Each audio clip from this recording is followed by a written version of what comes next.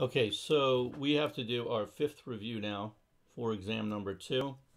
Let's get our piece of paper. Let's put the title up there. Exam 2 review. This we'll call E. This might be the last one, or I might have to do one more. I'm not sure if we'll cover everything. We're talking M105. Okay, and we are up to problem number 15. These are all have to do with stuff that we hopefully will be learning on Monday, and I think it's November 2nd or November 3rd, I'm not sure. Anyway, number 15. Here we go. 3x minus 4y equals 12. They want us to answer 3 questions. They want A, they want the slope. B, that would be m equals, right, if they put that down. B, they want the y-intercept, which usually means that they want 2 coordinates for the y-intercept. And C, they want us to graph it. So you can graph it the way we discussed, but there's a certain way that they prefer if you graph it using the slope and the y-intercept, and I want to show you how to do that, and you might find it useful. All right, so there's 3 questions they want out of us. Now, scrap paper. We learned this concept of y equals mx plus b, which it has that name, the slope-intercept form of the line. It will, if we get y isolated on the left-hand side, we will automatically have the slope right here, which is will be the coefficient of x, and we will automatically have the number that we need for the y-intercept. So let's isolate y on the left-hand side over here. Minus 3x left, we want to get y, so get rid of that x. Minus 3x on both sides. This is gone. We'll have negative 4y equals, don't forget to put the negative 3x first and then the 12. Don't put it the other way because it'll just make life harder. Minus 3x first, then plus 12. Divide by negative 4. We're looking to get y, so divide by negative 4 on the left. Whatever you do to the left, you got to do to all members of the right, even if there were 100 of them. I'll divide them all by negative 4. This is gone. We're getting close to y. We're pretty much there. Negative 3/4 is the same thing. Negative over negative is positive, so it's the same thing as saying 3/4 x. You can either put x in the middle or on top. And positive 12 divided by negative 4 is negative 3. All right, we have everything we need. We have our slope, 3/4.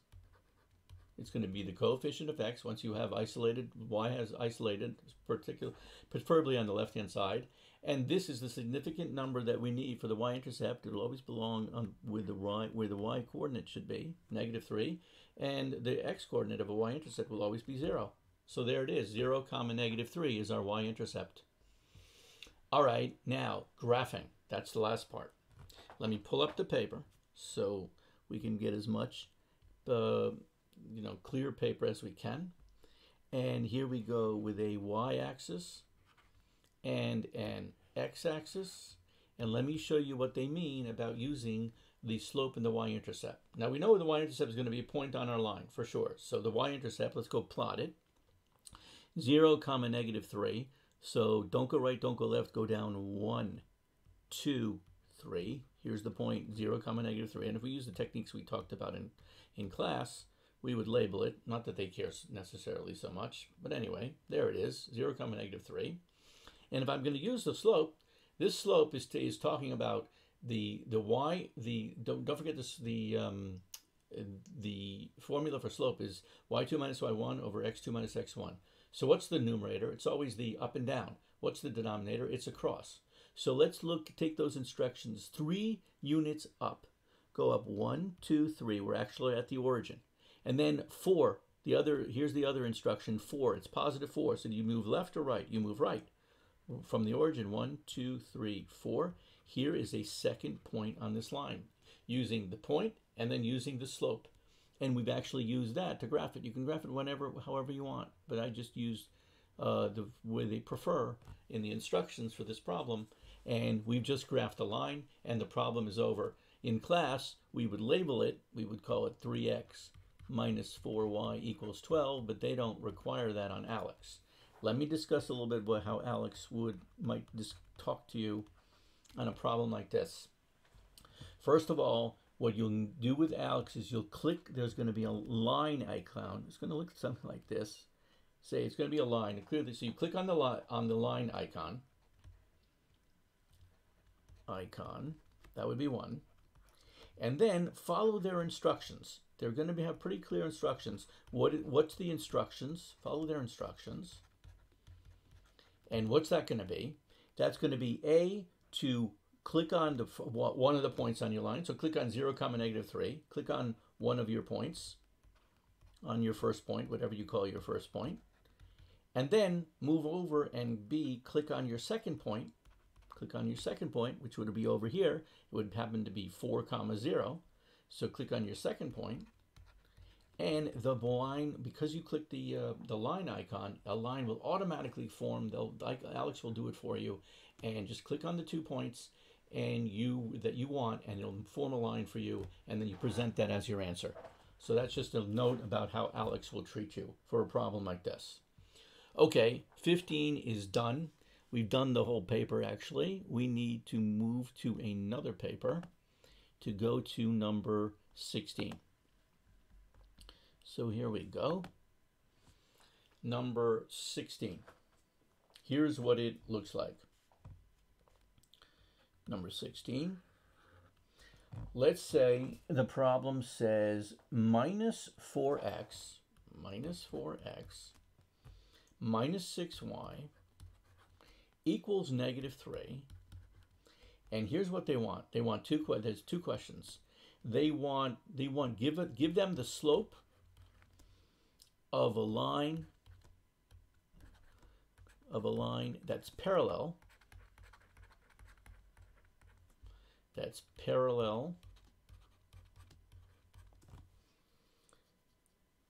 to this line. This is an equation of a line, so it's a line to this line. And the second question is, they want a slope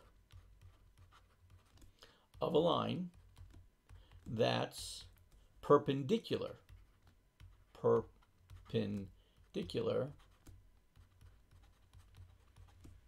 this line,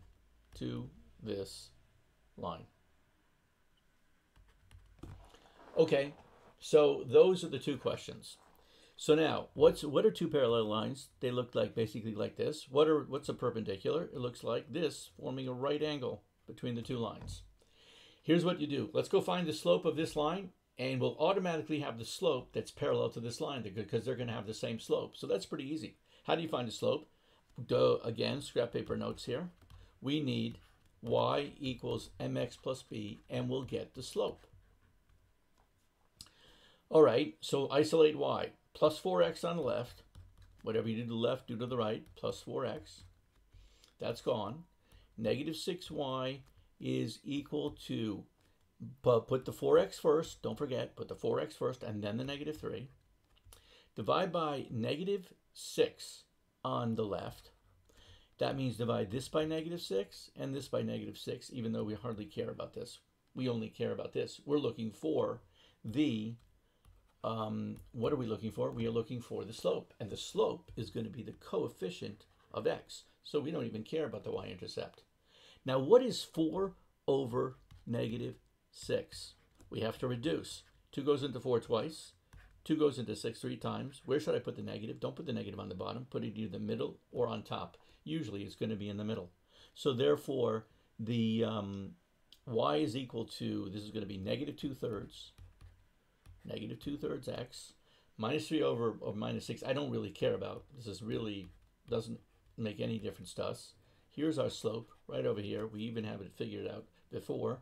M is equal to -2/3, and that is the answer to A. Answer for A, answer for A is equal to -2/3. What about B?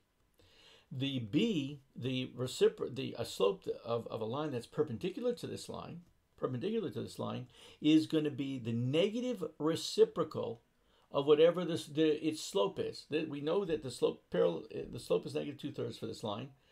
A slope that's going, I'm sorry, a line, the slope of a line that's perpendicular to this line is going to be the negative reciprocal of it. The negative reciprocal of this. Okay, so reciprocal, that's with an A, sorry. Now, reciprocal means you flip it, and negative means you switch the sign. If it used to be negative, it should be positive now. So here is exactly the slope of the line that's perpendicular to our line here. So the answer for B is the negative reciprocal of negative 2/3, and the negative reciprocal of negative 2/3 is 3/2. M is equal to 3/2. These two problems, this number 16, the two parts of 16, is now over. We go to problem number 17, where we need a fresh piece of paper. Okay, here we go, fresh piece of paper. Okay, 17 looks like this. What if you're asked, you're given 64 x squared plus 36 y squared equals 49. And what they want from us is, what are the x-intercept or intercepts? I'm going to tell you in advance there's going to be two x-intercepts. The squared sort of gives it away. And what about the y-intercept or y-intercepts? Give them the coordinates. That's what they want for the answer. Okay, so now let's work on the x-intercept first. That means if we're looking for the x-intercept, we got to turn y into 0. Y turns into 0, so it becomes 64 x squared. Y is 0, so 36 times 0 squared is 0. All of that equals 49. Fine. Divide by 60. We're looking for x, right? We need to solve for x. If we want the x-intercept, we need to solve for x when y is 0. All right, divide by 64 on left, divide by 64 on right, and you get x squared is equal to 49 over 64. But we need to solve for x. So take the square root of x squared, we're going to get x. Whatever you do to the left, you do to the right. Take the square root of 49 over 64. And don't forget, on the next line, you write plus or minus the square root of 49 over 64. That turns into, I'm not skipping a step here, give this the numerator its own square root, give the denominator its own square root, and what do you get? You get the square root of 49 is 7, the square root of 64 is 8, so we have plus or minus 8. That's what the two x's are. What should I do? What should I do to put my answers down? I'm starting to put my answers down. The x-intercept is positive 7/8 and y is equal to 0. That's one x-intercept. The other one is negative 7/8 and the y is equal to 0. Okay, I still can do more work right over here, and that is now I'm going to rewrite this so it's going to be as clear as possible. I'm going to rewrite this 64 x squared plus 36y squared equals 49, but this time I'm going to make the x 0, and let's go see what y is. So this is gone, and I have 36y squared equals 49.